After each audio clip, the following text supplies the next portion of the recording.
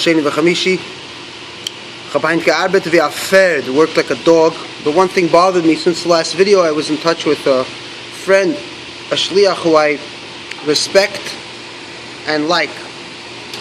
Not just I respect and like him, I believe that it's not unique to my feeling. I think many respect and like him. He is officially Kosher. He turned to me irrationally and dishonestly because he wanted to defend the Rambam.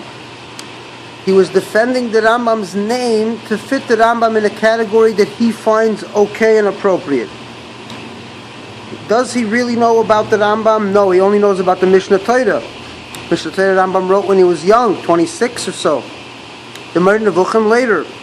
Read the Moreh Nevuchim. If the Rambam was really the man of the Mishnah Torah, he would never write the Moreh Nevuchim.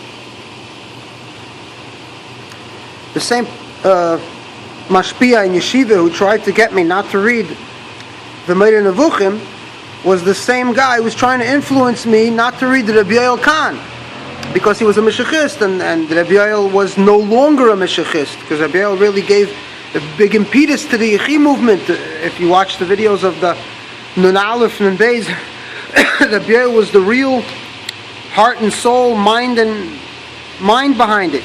It was his brainchild almost, some scholars say. So I laughed at the mashpia and I said to the mashpia, I read everything. I read Rabbi Yoel, I read Moreh Nevuchim, and I read philosophy from the people that the Rambam read. But now let's get back to what happened. What made a younger man, a Kosher v'shliach, become so irrationally that the ends justifies the means? He asked me, how do you say that Rambam wasn't makpid on chametz? I said, maybe the Rambam didn't eat chametz publicly, but all the akpadis and the issue of beer and vodka and all these interpretations to him were of great comedy, because he was a philosopher and he saw how humans, how the escalation goes. By the way, this is my last pizza before Pesach. Someone saw that he thought he saw pepperoni on the pizza. So first of all, he reminded me the story about the Rambam when they said they saw him eating a human hand. And that story never made sense, because at the time there was no possibility for cannibalism. So why would someone even come up with such a story, right?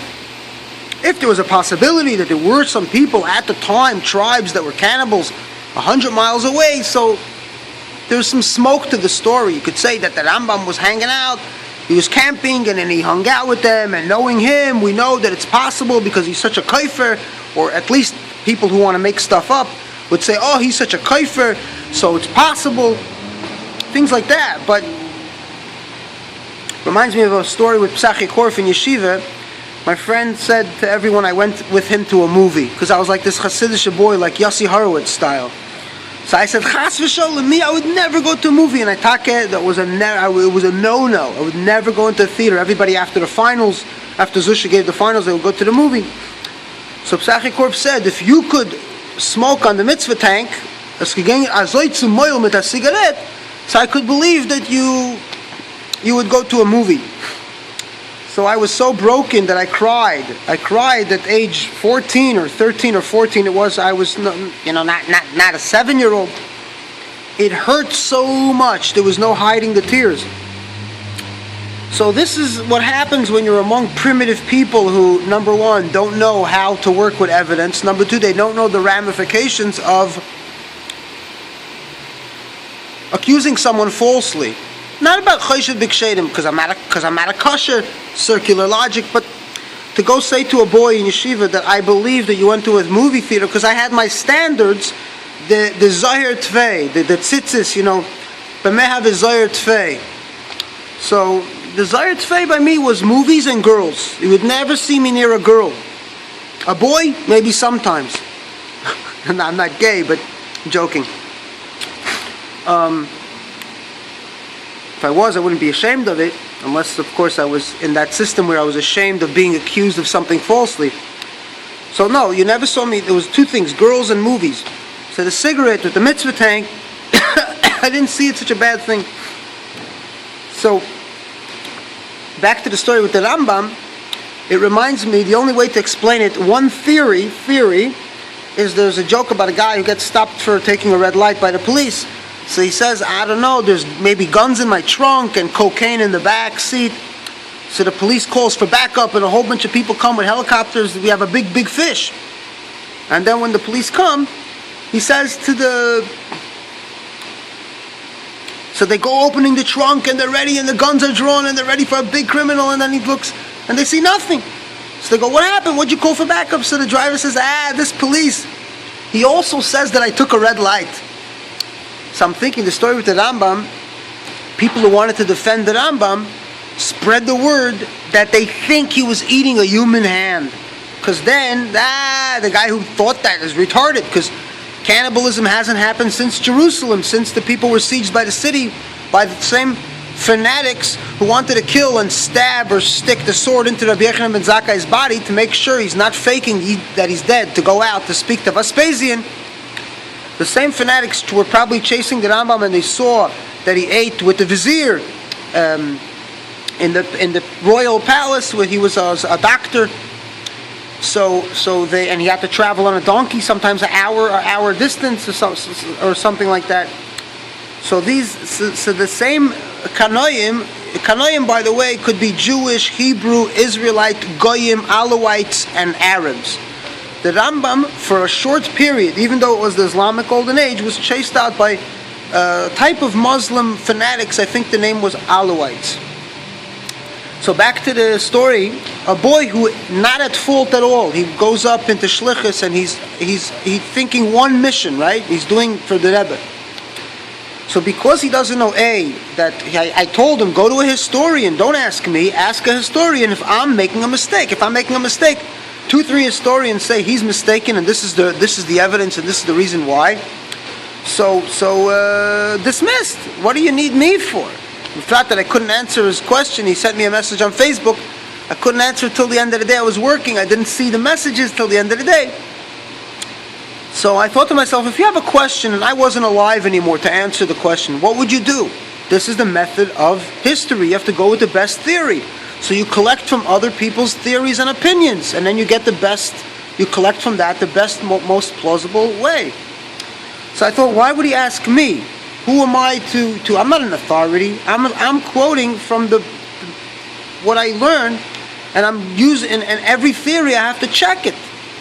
So the theory of the Rambam, he probably ate not kosher with the vizier.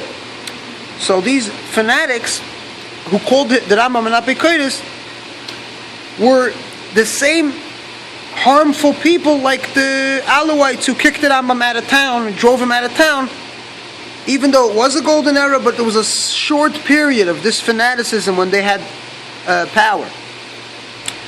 Speaking of cannibalism, the last time there was any type of cannibalism was with the Yidden in Yerushalayim, because these Kanoim who closed up the city and I think they burned the food of Kalba Savua, the rich man who could support the city for a long time.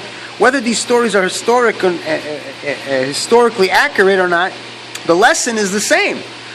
Fanatics and people who are unreasonable, some of them are beyond help, you can't help them, but some of them are good people. People are friends, people who we respect, people who have good hearts.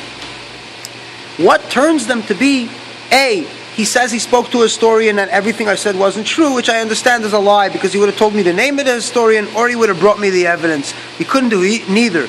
And I still wait for him to bring me just the evidence, not the name of the historian, even though for some mysterious reason this historian needs to go incognito just to tell me that I was mistaken. And I'd love to hear that I was mistaken. Of course, I speak glatt. I'm not non-apologetic in any way. My reason is unchecked. It doesn't respect any borders or religions. My reason is reasonable. But to make someone go to that stretch and to go lie and to feel that it's okay to lie, for what reason? Just to make the Rambam look like who? Like him, a fanatic that the Rambam suffered from. Now, who did the Rambam enjoy? The Rambam enjoyed philosophers who were mostly free-thinking. The philosopher puts all questions on the table. He's not afraid to ask anything. and the Muslims who were they were Muslims, but they were not fanatics, so they tolerated the Rambam, Christians, doubters who were considered non-religious, and they had no religion. They were not considered. They were not called atheists at the time. They were called doubters. And then you had, and all of them were tolerated in these libraries and in Baghdad, where they would speak and talk philosophy in the saloons, if you can call it. And of course the Yidden, who were tolerant. So who did the Rambam suffer from? If you could say it in one word, fanatics, uneducated. The uneducated fanatics, some were Jewish, some were Muslim, but the same thing, uneducated hotheads. Thank you for watching Sheni V'Chamishi, and I hope to clarify more about the Rambam, and I'll link to you to historians that you could reference if you want to know more. This is a wealth of information. This is diamonds. Thank you for watching, and Kosher and Freilich and Pesach. One quote I want to say before we go about the pizza and the matzah: it's better to eat a flat bread, a poor bread, as a free man, than a big fat bread as a slave.